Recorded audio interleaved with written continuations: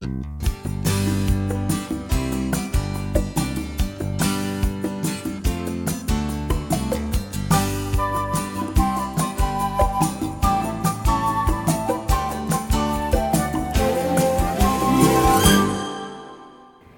we're making a delicious grilled cheese and fruit sandwich. I really like this for an after-school snack for kids, or it also makes a great meal with maybe a glass of milk and a cup of soup. So let's get started. I just washed my hands, so I'm going to dry them off with a paper towel. Throw that away.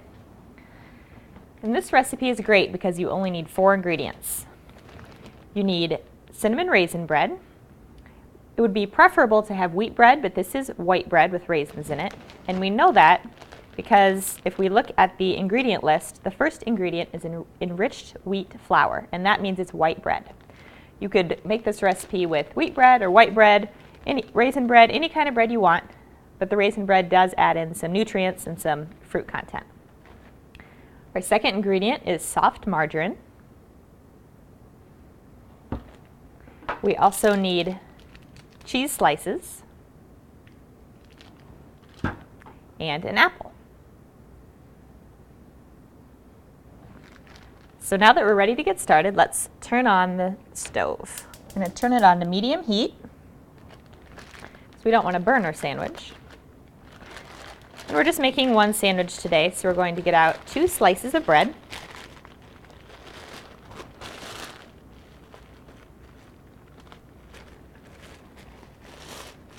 These aren't very big slices.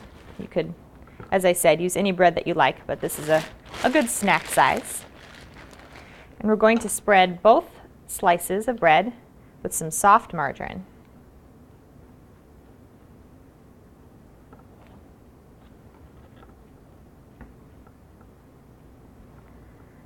So kind of a neat trick to use to avoid getting your countertop full of butter is to flip this over, and now we're going to layer the sandwich.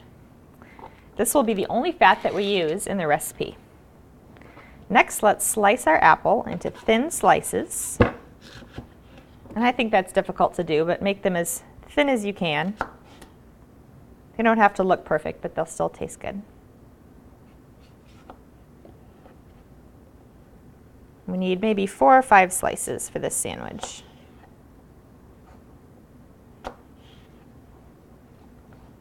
We'll do one more.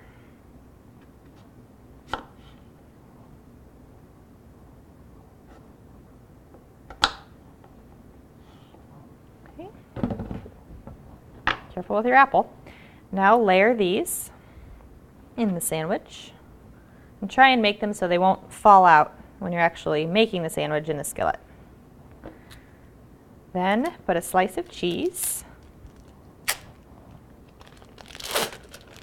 And any cheese will work, but this cheese is only about 6 cents a slice, so that's a good deal. Now our pan feels hot, so we're ready to grill the sandwich. So we're going to put the bottom part in with margarine on the bottom and now the margarine on the top. We're going to let it cook for maybe a minute. We'll be peeking under the bottom, looking for the cheese to be melting. This sandwich is high in iron, high in fiber. It's got lots of nutrients that are much better than the average grilled cheese sandwich. So this is a great recipe because you can make these sandwiches ahead of time, and let's say you're going camping, take them with you, and then cook them at the campsite. You also don't have to grill the sandwich. It's delicious ungrilled as well. So if you wanted to take it, if you're going on a bike ride, you could just take it with you in your backpack. Let's check and see if the sandwich is ready. Nope, not quite. We're going to wait another minute.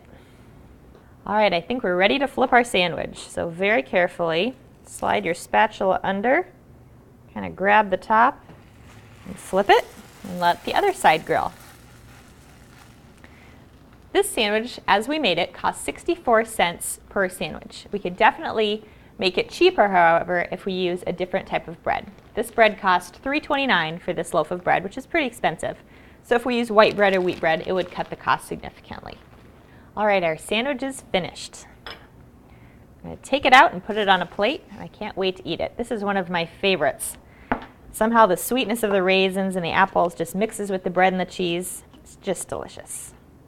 So serve this as an after-school snack or with a meal makes everybody happy.